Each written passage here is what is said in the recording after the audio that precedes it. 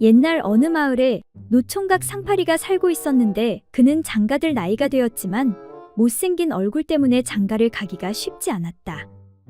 그러던 어느 날 소문을 듣고 어느 신비한 화공을 찾아갔고 그 화공은 여인이 그려져 있는 그림을 주며 100일 동안 정성을 들여 재를 올리고 이름을 불러주면 그 그림에 여인이 살아서 나올 것이라 하였다. 아이고, 드디어 100일이네. 옹심이, 어여쁜 옹심이, 어서 나오시게. 내 옹심이, 예쁜 내 마누라. 그러자 정말로 그림 속 여인이 살아나오는 게 아닌가? 서방님, 아이고, 정말 사실이구만. 이쁜 내 마누라, 어서 이리 와보시게. 보고 싶었소. 그렇게 알콩달콩 살고 있던 어느 날, 이 사실을 전해 들은 상팔의 친구가 오랜만에 찾아와서는 이복의 친구, 자네 부인은 사람이 아니라 요괴라네. 요괴라니, 그게 무슨 소린가? 빨리 그 여인을 처치하지 않으면 자네의 혈기를 빨아먹고 자네는 죽게 될 걸세. 내가 요괴를 처치하는 신검을 가지고 왔으니 오늘 처치해 주겠네. 친구의 말을 들은 상팔이는 처음에는 부정했으나 생각해보니 사람에게서 태어나지도 않았고 그림에서 나온 부인이 충분히 그럴 수도 있을 거라고 생각했다. 그러자 그날 이 대화를 몰래 들은 부인이 다가와 먼저 말을 거는데 서방님, 저는 본시 남학의 지선으로 선녀입니다. 당신을 영원히 받들며 해로하기를 바랐는데 당신이 친구의 말만 듣고 저를 의심하니 더 이상 이곳에 머무를 수 없습니다. 부디 강령하시옵소서. 그렇게 말한 후 부인은 다시 그림 속으로 들어가 버리는데 아이고, 여보, 마누라 미안하네. 내가 정말 미안해. 제발 다시 한 번만 기회를 주시게. 그렇게 상팔이는 후회하며 하루하루를 보냈는데 그리고 7년 후 화공님, 이번에는 허리도 좀 잘록하고 빵댕이도 좀 빵빵하게 그려주시오. 아니, 이 친구야, 이게 벌써 8번째야. 도대체 몇 번을 더 만나려고 그래? 대충 살아. 여자 다 거기서 거기야. 하니 상팔이가 아, 글쎄, 그림 속 여자들이 하나같이 제 얼굴을 보고는 밥맛 떨어져 1년도 같이 못 살겠다고 하더라고요.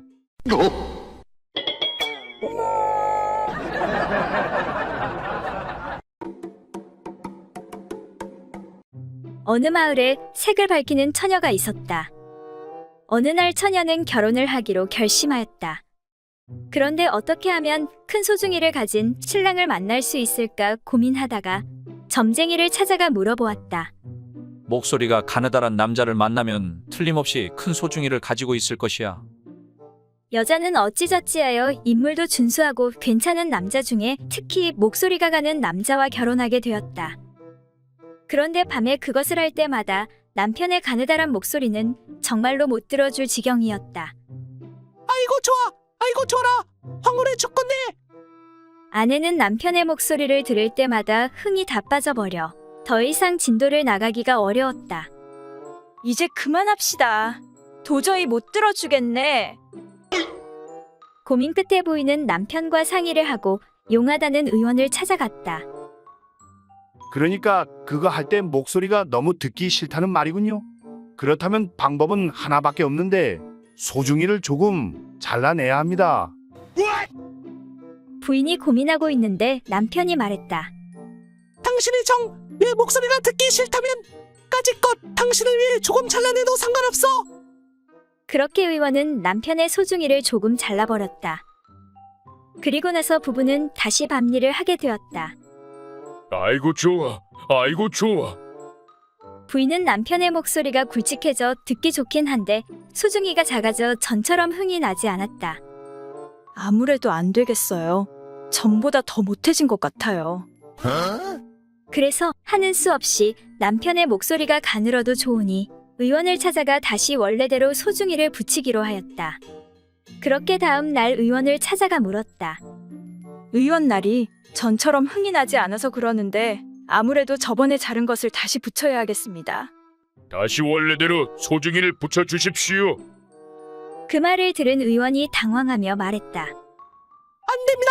그것만은 절대 안 돼요. 다시 못 붙여요.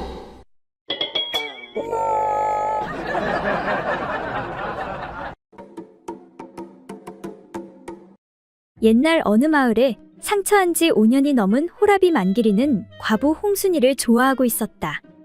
참다 못한 만기리는 어느 날 굳게 마음을 먹고 홍순의 집을 찾아가는데 홍순댁 잘 지내는가?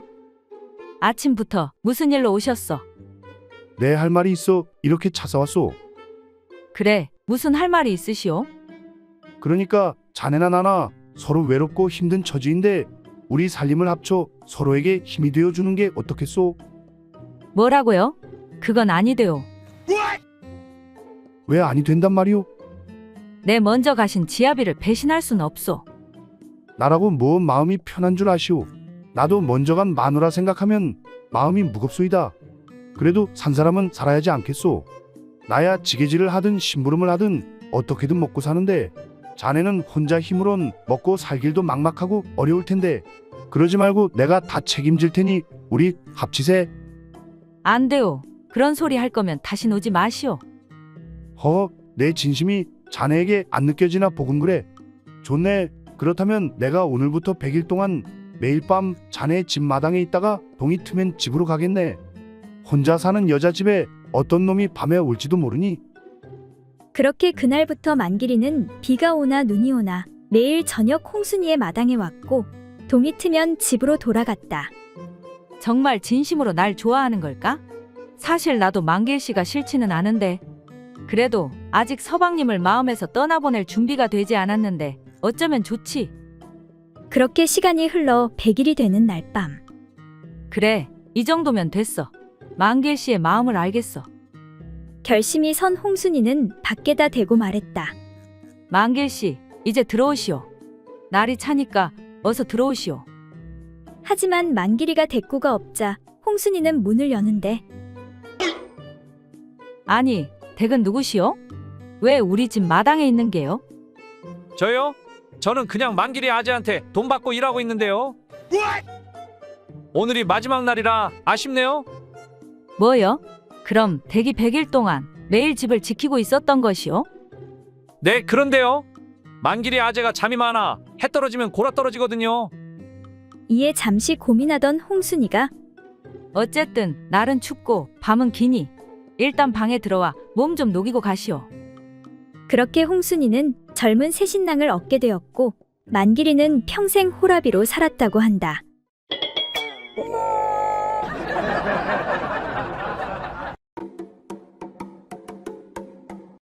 옛날 어느 마을에 성질머리 고약하고 예의 없기로 소문난 의원이 있었다. 어느 날 머슴칠복이는 몸이 허해 하는 수 없이 의원을 찾아갔다. 그래 이놈아 어쩐 일로 왔느냐? 아니, 초면에 반말을 해? 머슴이라고 무시하는 거야? 네, 의원 날이 요즘 기력이 쇠해서 왔습니다.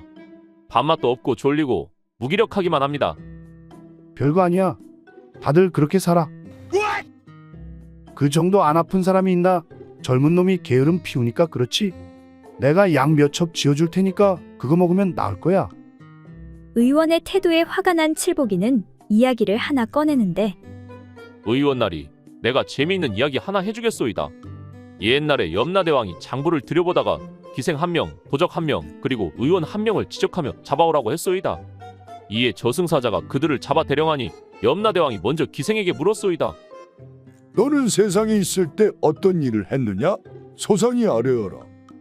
예, 저는 얼굴을 곱게 꾸미고 아름다운 옷을 입고 부잣집 자제들과 대감들을 맞이하여 아름다운 자태를 제공하고 돈을 받고 살아왔습니다. 그 밖에 사람을 해치는 일은 하지 않았사옵니다. 맞는 말이로다. 내가 한 일은 사람들에게 해를 끼치지 않고 남자들의 마음을 즐겁게 해줬으니 마땅히 좋은 것으로 환생하게 해주겠노라. 이렇게 판결하고 이어서 도적을 불러 물었소이다. 너는 세상에 살 때 무슨 일을 했느냐? 소상히 아뢰어라. 예, 소인은 부잣집에 몰래 들어가 재물을 훔쳐 살면서 쓰고 남는 재물이 있으면 가난한 사람들을 도우며 살았습니다. 그렇다면 너 역시 사람들을 해치지 않았으니 마땅히 안락한 생활을 할 수 있는 곳에 환생할 수 있도록 하겠노라. 그리고 마지막으로 의원을 불러 물었소이다. 너는 세상에 살 때 무슨 일을 했느냐? 소상히 아뢰어라.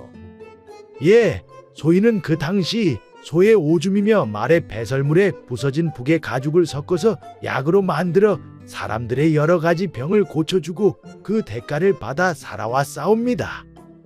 그 말을 들은 염라대왕은 크게 화를 내면서 옳거니 근래 내 장부를 보고 죽어야 할 사람을 찍어 잡아오라고 저승사자를 보내면 문득 피해버려 빈손으로 오는 경우가 허다하였거늘 그게 바로 너 같은 의원이 관여한 짓이로구나. 내가 반드시 너 같은 놈은 지옥으로 보내 고생을 시켜야겠다. 이에 의원은 지옥으로 끌려가며 기생과 도적에게 탄식하며 말했소이다. 부디 세상에 다시 태어나거든 우리 집에 가서 전해주시오. 내 딸에게는 제발 기생이 되라 하고 내 아들에게는 도적이 되라 하여 나처럼 지옥에 끌려가는 일이 없도록 내 말을 꼭 전해주시오. 이렇게 간절히 부탁했다고 하더이다. 그러자 그 말을 다 들은 의원이 그래서 그게 뭐 어쨌다는 것이냐? 나는 살린 사람보다 저승에 보낸 사람이 더 많으니 분명 염라대왕에게 큰 상을 받을 것이다. 이놈아.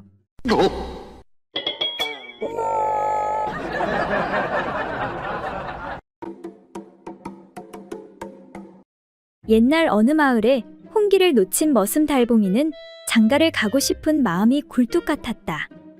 그러던 어느 날 마을길을 지나가는데 어느 한 꼬마 녀석이 막대기로 뱀을 괴롭히고 있는 게 아닌가.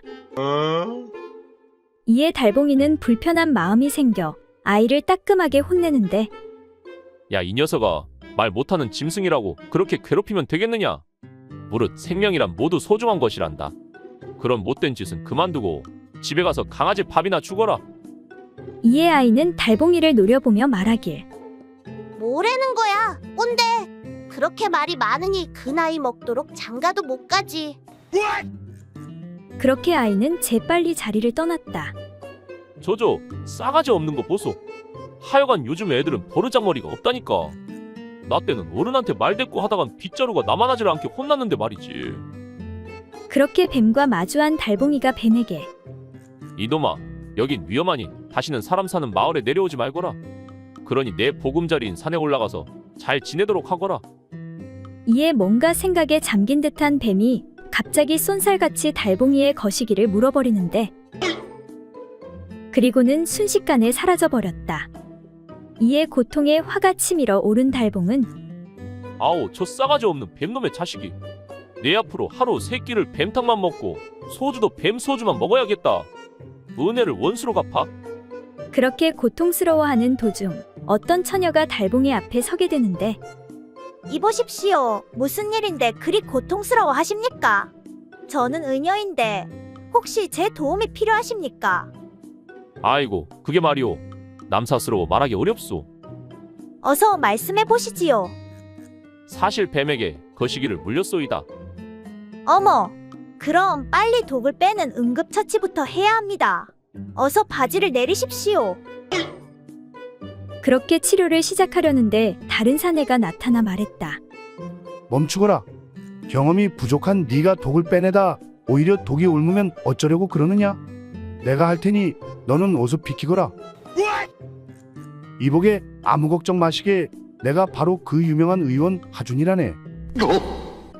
그렇게 달봉이는 무사히 치료를 받았고 그 후 전국에서 알아주는 땅꾼이 되었다고 한다.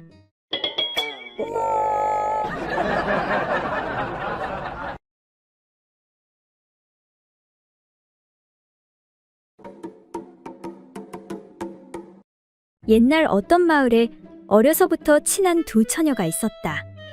우리가 만약 시집가면 먼저 시집간 사람이 첫날 밤에 그 재미를 꼭 알려줘야 한다. 알았지? 그렇게 두 처녀는 서로 약속을 했다. 그러던 중 한 처녀가 먼저 시집을 가게 되었는데 그 후 시집가지 않은 처녀가 첫날 밤에 재미를 물었다. 야, 이 기집애야. 순진한 척 하더니 너가 먼저 시집을 가버리네. 그래, 첫날 밤은 어땠어? 이에 친구가 답하는데 아, 글쎄 신랑이 그 무슨 방망이 비슷한 생고기를 나의 그 구멍에 넣더니 막 들락날락 하는데 정신이 혼미해지고 뼈마디가 녹아 흐물흐물해지는 것 같았어. 도대체 그 맛을 말로 다 표현할 수가 없어. 하고 일러주었다. 이에 시집가지 않은 친구가 다시 물었다. 그럼 그 맛이 저 건너 최서방 댁에 제사에 쓰던 복숭아의 맛과 비교해보면 어때? 그러자 시집간 친구가 이렇게 말했다. 복숭아의 맛은 달기는 달되 눈을 뜨고 먹는 것이지만 첫날 밤의 그 맛이란 두 눈이 감겨온 눈을 뜨고 맛을 보려고 해도 도무지 눈을 뜰 수가 없으니 비교가 안 돼. 너도 시집 가보면 알 거야. 얼마 후 친구도 시집을 가게 되어 첫날 밤을 치르는데 복숭아는커녕 맹물보다도 못한데. 색시, 아까 도대체 뭘 한 거야? 그런데 색시, 나 배고파. 찌찌 줘, 찌찌.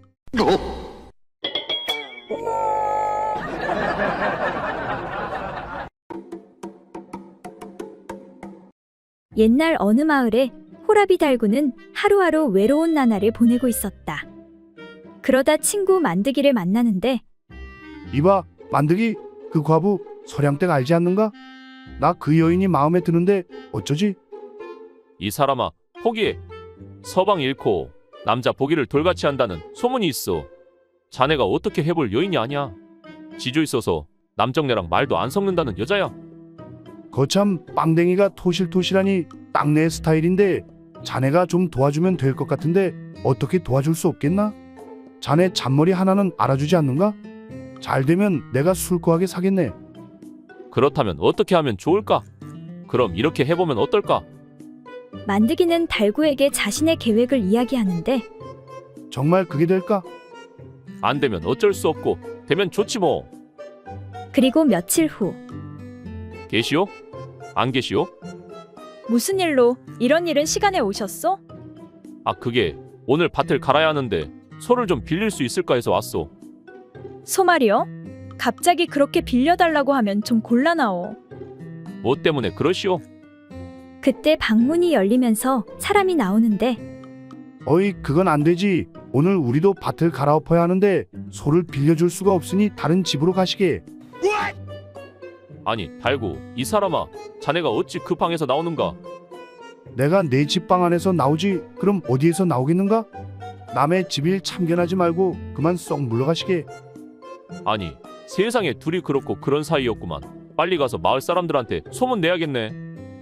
이 모습을 본 과부는 나쁘끄럽고 당황스러워서 아무 말 못하고 있는데 아니, 이게 무슨 짓이오? 왜 그런 거짓을 꾸미는 게요? 이복의 서량댁, 우리네 한평생은 바람에 날리는 먼지와 연약한 풀잎 같은 거라네. 그대가 아직 젊은 나이에 무엇 때문에 혼자 이 고생을 하면서 살 것인가? 이쯤 되면 마을에 소문이 다 퍼져서 어쩔 수 없다네. 피차 우리 둘 다 외로운 팔자니 함께 해보는 게 어떻겠는가? 이에 과부는 크게 탄식하며 눈물을 흘리고는 달구를 받아들이기로 했다.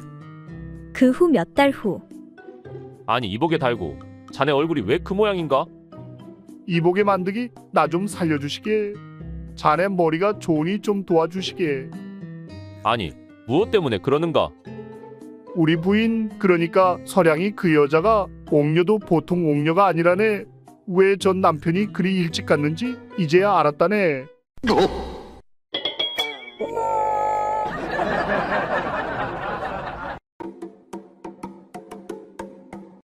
어느 무더운 여름날 머슴 사는 칠복이가 냇가를 거닐고 있었다. 그런데 그때 한 여인이 냇가에서 빨래를 하고 있는 것을 보게 되었다. 여인이 서서 허리를 굽히고 빨래를 헹구는데 낡아해진 속꽃 사이로 여인의 엉덩이와 소중한 부분이 완전히 노출되어 보였다. 이를 본 칠복이는 갑자기 아랫도리가 빳빳해지면서 이상야릇한 감정이 치솟았다. 그래서 여인의 뒤에 서서 재빨리 바지를 내리고 자신의 소중이를 꺼내 살짝 여인의 그곳으로 밀어넣었다. 그리고는 금방 빼서 얼른 달아나려다 그만 돌에 걸려 넘어지고 말았다. 이에 깜짝 놀란 여인이 돌아서서 빨래 방망이를 들고 소리쳤다. 야, 이놈아! 왜 나한테 그런 나쁜 짓을 하는 것이냐? 라고 하며 소리치자 칠복이가 말했다. 이보시오, 난 아무 짓도 안 했소. 내 길을 가다 실수로 잠깐 넘어져 손가락이 당신 엉덩이에 살짝 닿은 것뿐이오. 그거 참 미안하게 됐소이다. 칠복이는 여인에게 이렇게 변명했다. 그러자 그 말을 들은 여인은 눈을 부릅뜨면서 다시 외쳤다. 이놈아, 거짓말하지 마라. 내 손가락이 닿은 정도라면 어찌 이렇게도 내 소중의 언저리가 오래도록 뜨끈하고 이상야릇한 느낌이 든단 말이냐? 귀신은 속여도 나는 못 속여. 아니, 내 손가락이 무슨 죄가 있다고 그러시오. 칠복이의 계속된 변명에 여인이 다시 소리치며 외쳤다. 이놈아, 내 말이 사실이면 어디 다시 한번 손가락을 넣어 보거라.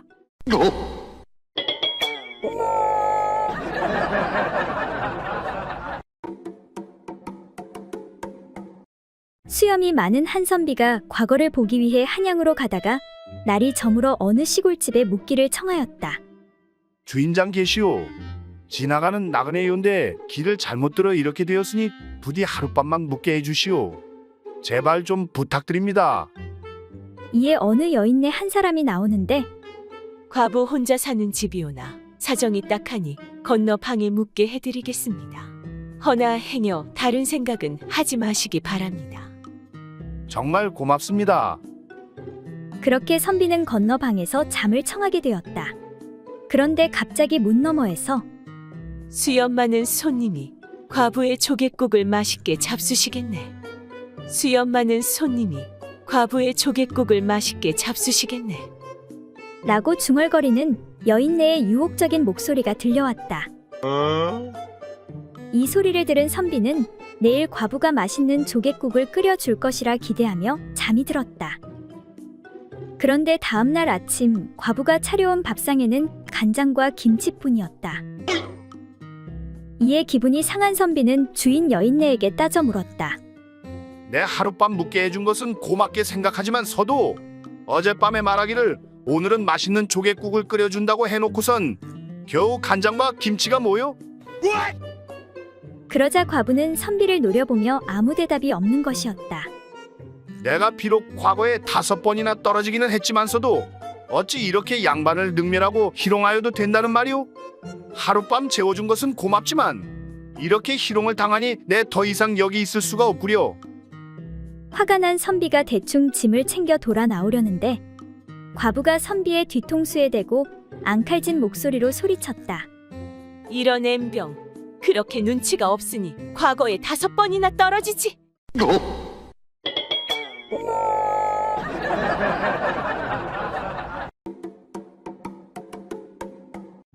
옛날 어느 마을에 어려서부터 허물없는 친구인 만석이와 갑수가 있었다. 둘은 특히 여인네들에 관한 이야기를 좋아했는데 어느 날 오랜만에 만나 둘이 이런저런 이야기를 나누다가 자네 뭔 재미난 이야기 없는가? 심심하구만. 심심해? 내가 재밌는 이야기 하나 해줘? 뭔데? 한번 해보게. 이건 지어낸 이야기가 아니라 내가 실제 겪은 일인데 말이지. 뜸 들이지 말고 어서 말해보게. 김대감님 댁에 아주 예쁜 여종 꽃순이라는 애가 있거든. 아주 피부도 뽀얗고 입술도 빨갛고 눈도 땡그라니 들어갈 땐 들어가고 나올 땐 나온. 아무튼 여기저기서 사내들이 아주 어떻게 한번 찔러보려고 노리고 있는 아이인데 말이야. 하루는 내가 김대감님께 용무가 있어 찾아갔는데 어디 행차하셨는지 안 보이는 거야. 그래서 내일 다시 들러야겠다고 나오려는데 마침 그 예쁜 계집종이 딱 부엌에 서 있는 게 아닌 겐가. 그런데 놀란 토끼마냥 두 눈을 동그랗게 뜨고 나를 뚫어져라 쳐다보고 있지 뭔가. 그래서 이 아이가 대감이 없는 틈에 나를 유혹하는 건가 하고 생각해 바로 앞으로 가서 나 좀 따라오거라 라고 했지. 그랬더니 군말 없이 따라오더라고. 그래서 사랑채에 조용히 들어가 요 예쁜 거사 하고 한번 안아봤지. 그런데 이 아이가 정말 나를 마음에 들어하는지 아무 말도 하지 않고 얼굴만 빨개지더라고. 그래서 이왕 이렇게 된 거 빨리 거사를 치러야겠다 생각해 내가 꽃순이를 눕히고 두 다리를 높게 들었더니 그랬더니 뭔가 빨리 말해보게. 아 글쎄 치마 속에서 땅따리 김대감이 헛기침하면서 나오는 게 아닌가. 허허, 이 친구 재밌구만 재밌어. 그 노인네 그 나이에도 여색을 그리 밝히다니 대단어이. 참 그러고 보니 나도 저번에 자네가 외출한지도 모르고 자네 집에 찾아갔을 때 말이야. 그 김대감이 그때도 자네 부인 치마 밑에서 나오더라니깐.